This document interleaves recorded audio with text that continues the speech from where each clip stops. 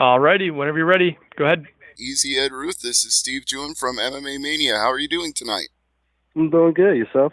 I'm doing excellent, and thank you for the time today. You've got a great fight coming up here at Bellator 231 with Jason Jackson. So tell me a little bit about your preparation for this fight. How's that been going?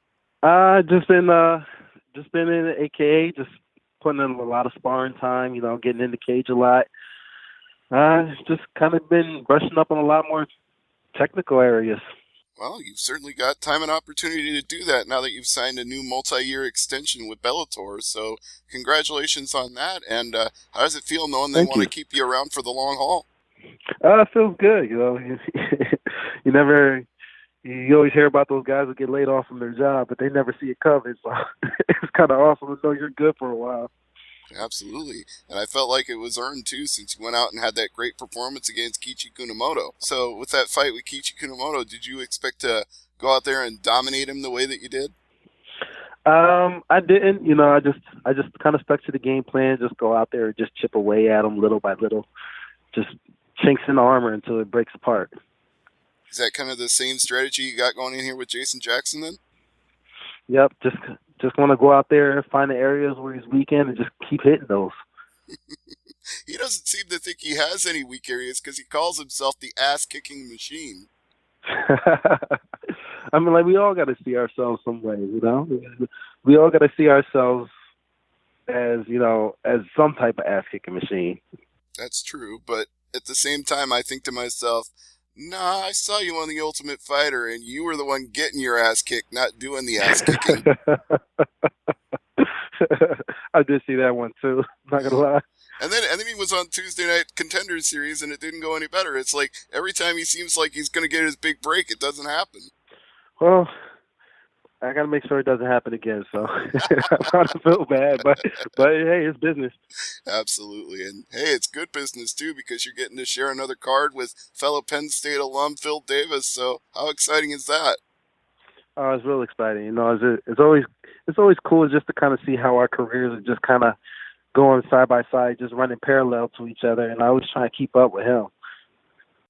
He told me earlier today that he thinks the greatest thing about the way you fight is that you're completely unpredictable. You don't stick to a plan. You come up with things on the fly. Oh, no. I like to be creative. I like to show people that, there's more than me just trying to be, linear. I'm not just trying to go out there and just throw a punch and get a takedown. It's like, oh, no, he might kick me, throw an elbow, and then, who the hell knows who's next? And you can't take anything for granted. I think that fight with Neiman Gracie, if anything, showed you that. It's like, okay, if I'm not prepared to go to the ground with somebody and work on that, then it could be an opening for them. Yeah. So yeah, that definitely showed me that. Did you add anything to your arsenal? Did you add anything in training after that fight? I mean, after that fight, I just went back to doing a whole bunch of jiu-jitsu. I had to take a break before that fight. Just a little knee complication. But, right after that, I went right back in the gym, I put my gi on and just started learning the ropes all over again. I try to throw out everything mentally and just come back to the sport as a student. Oh, that's always a good attitude to have. Who's the one that's giving you the most instruction when you roll on the mats? Who's sharpening you up there? Down here we have Ron Kessler. Used to be a fighter for us. Yeah, he's black belt, BJJ. Guy, phenomenal coach. I'm sure you're learning a lot, and I'm sure, like you said, if you're approaching it from a humble perspective and just thinking, I've got more to learn than I think I know, then he's probably giving you a whole world of hurt, but also making you better. Yeah. Yeah, he definitely is. Well, who else are you getting your best advice and instruction from as you get ready for Jason Jackson here? Just about everybody at the gym. Javier has been putting in some input. Bob Cook, Hector. It's just pretty much all the coaches that's around us. Also, we have a new coach, his name is Tomas, great kickboxer. Everybody. I always try to soak up everything I can. I knew a guy in high school from Germany. His name was Tomas. Is this Tomas from Germany too? No, this one is, I think he's from Nigeria, I believe. Okay. It's probably just one of those weird I hope nobody hears coincidences. this. It could be wrong. All right, well, forgive us, Tomas, if we're wrong about that, but it was just a hell of a coincidence when I heard that name because it's pronounced the same way and everything. But anyway, getting back to this fight with Jason Jackson, where do you think he's the most dangerous in the fight overall? He seems like a guy who likes to stand up and trade. Um, he doesn't seem like a heavy wrestler. So I just definitely see us we're going to be on our feet for most of the fight. Because if it goes down to the mat, that's my area. I feel really comfortable on the mat now. That's true, but at the same time, I think it hasn't happened in quite a while, but he had a couple of back-to-back triangle chokes, so I think he might be a little better on the ground than some people think. Yeah, we'll have to see. Fair enough. So, did you watch any of his most recent fights, like the win over Hermanson D'Souza and Legacy Fighting Alliance, or his last Bellator fight last year? I saw his last Bellator fight when he knocked the guy out. He looked pretty good. Yeah, I was lucky enough to be at that card in Sioux Falls, and I was like, damn, okay, he actually is kicking some ass for once. Yeah, trying to live up to the name, man. Yeah, he sure did, and that's probably what got him this fight here at Bellator 231. So, how do you feel about this back-to-back weekend in Uncasville? It's really loaded up. I feel really good about it, and honestly, it's going to be a great card, man. It got like a whole bunch of great names on there. I'm really excited for it. Mm-hmm. Yeah, and a few debuts too, like Rowdy Beck Rawlings coming into Bellator. I've been following her since the Invicta days, and I really can't wait to see what she does here. What's her name? Rowdy Beck Rawlings. She used to be Beck Hyatt. Beck Hyatt. Yeah. I just learned a new name today. Yep. I gotta go look her up. Oh, she's fun. I mean, her record is not superlative, but she's one of those fighters that just goes out there and tears into people. She's a never quit kind of fighter. Okay, so you will stand behind this statement. Some of the best fighters aren't undefeated. Exactly. Yeah. Honestly, I've seen great fighters, and they have horrible records, but they're absolutely amazing fighters. One guy like Lando Venata, that's one guy. Great fighter. He's great movement, but what happens? Sometimes it's the luck of the draw. You don't get the right place and the right fight and the right night, but that doesn't mean you're not a great fighter. No, not at all.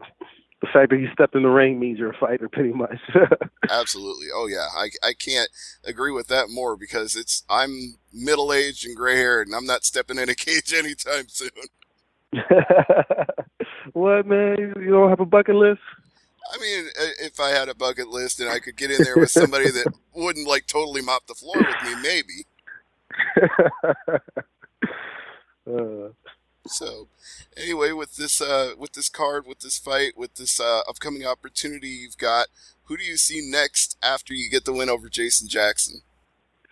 I don't know. I definitely want to start going after some of these guys in the upper, just the top guys at 170. I haven't really had my sights set on a specific person, but everybody knows that in the welterweight division, you got Lorenz Larkin, you got Paul Daly, Ion Pascal, me. I want to fight those guys. I want to start brawling with those guys. Well, what's funny is I just talked to Lorenz before his fight with Andrei Koreshkov, and this is his opinion. I'm not saying I agree or disagree, but he said, I'm top 5 whether I'm in the welterweight Grand Prix or not. So, what do you think? I wouldn't like to base everything off the Grand Prix. I'm not gonna lie, I'm a little salty about it, but but yeah, I feel the same way. I'm top 5 without or without it, with or without it. So. And of course, you could always face Neiman Gracie again and try to get that one back. I mean, that if you're salty about it, but that would be a way to make it sweet. Yeah, right. Honestly, we got a chance to run it back. I'd run it back, man. And I think they could headline a Bellator card with that. So, by all means, if you're listening, Scott Coke or Rich Tao, let's make that happen. Yeah. All right, Ed, I don't want to take up too much of your time tonight. I know you probably had a long day of interviews, but I want to give you some time to plug things, sponsors and social media, anything you'd like.